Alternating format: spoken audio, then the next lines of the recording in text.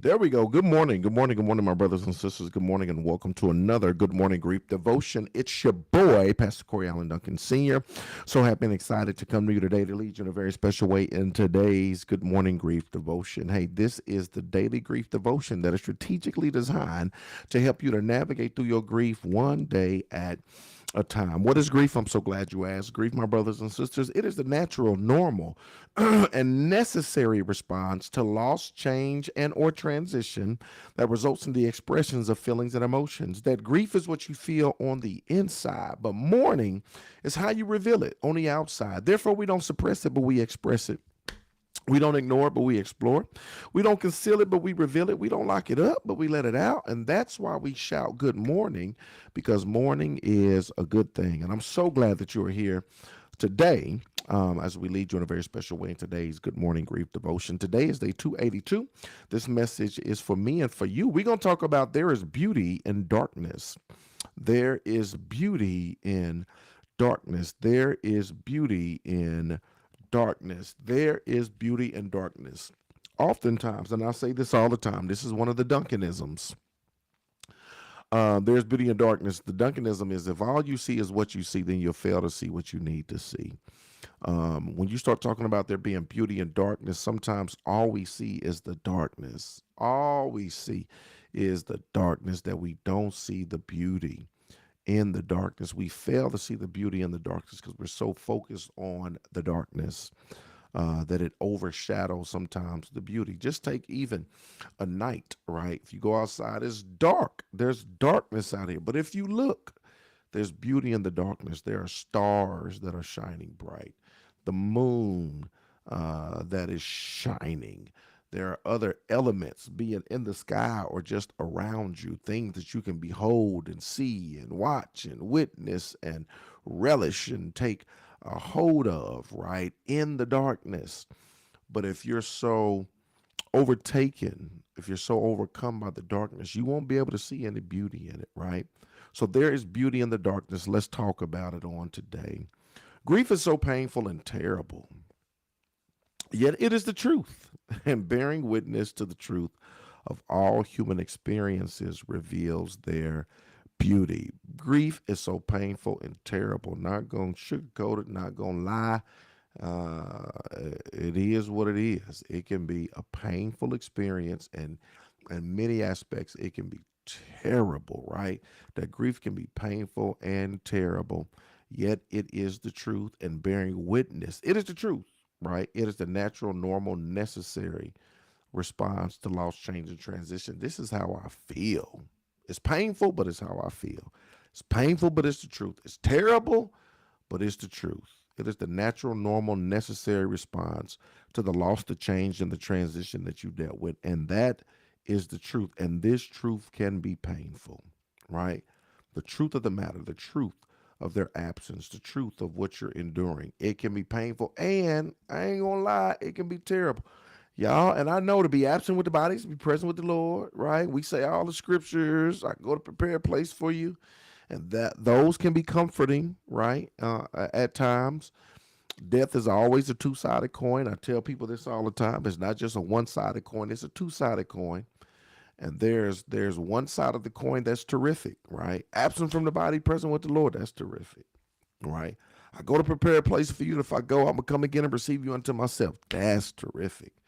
Heaven is a place where there's no more tears, no more crying. No, oh, that's terrific, right? That's on one side of the coin. That's terrific. But yet on the other side of the coin, there's some things that are terrible. They're no longer here in the flesh. They're no longer part of my daily life. They're no longer part of my rhythm. I no longer have them. That I miss them. I long for them. I want to hear their voice, see their smile, right? That aspect of grief, it can be terrible. It's the truth that it's painful. And guess what? It is terrible.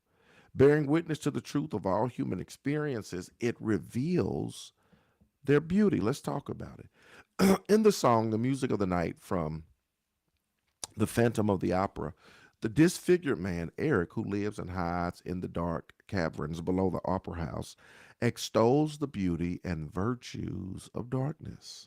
He says that darkness sharpens our sensations, stirs our imagination, and invites surrender.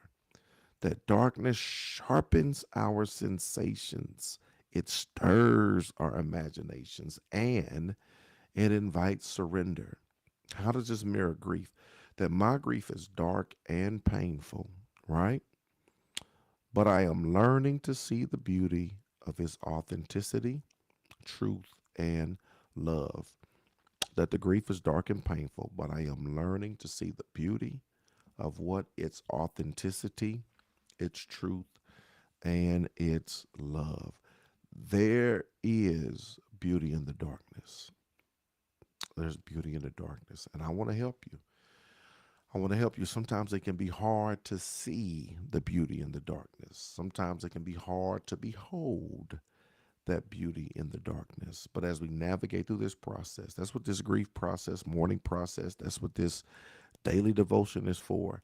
It is designed, strategically designed, not only to help us to navigate through our grief one day at a time, but it's designed to help us as we take these small steps that lead to great distances. It's designed to help us to see the beauty in the darkness. Here's the final thought. I see the beauty in everything that is true and authentic. I see the beauty in everything that is true and authentic. I want to encourage you. I know you're saying, yo, you don't know my situation. You don't know what I've been through. You don't know what happened. How can there be any beauty in this darkness? How can anything good come out of something that was so bad, something that was so tragic, something that was so, how is there beauty in this darkness? Remember this, y'all. If all you see is what you see, then you'll fail to see what you need to see. And I want to encourage you because maybe you don't see it right now, right? But as you continue to navigate through this process, there will be glimpses. You will get glimpses and you will come into the full truth of some of the beauty that is born or that is seen or that you can extract from this dark season that you're going through. Because there is beauty. There is beauty in the darkness. Today, my brothers and sisters, is day 282. We're talking about how there is beauty in darkness. Questions. If you got questions, talk to me. Questions. Lalicia, it is the anniversary. Good morning, everyone. Today is my husband's second year anniversary since he has been gone. Married to him for 23 years. I will make it through today with courage. Please pray for me and my family on today. Yes, there's beauty in the darkness. Yes, yes, yes. Y'all keep Lalicia lifted up in your prayers. She navigates through year 2. Today is year 2 that he transitioned. So we want to remember her on today. Um, Thank you. Keep her lifted up in prayers. I'm keeping y'all lifted up in prayers. I thank God for each and every one of y'all. Man, keep hanging on. Keep hanging in there. Y'all, we going to navigate through this thing. I tell you, small steps lead to great distances day by day. We going to continue to make it. I'm grateful and thankful for all of y'all. Appreciative for each and every one of y'all.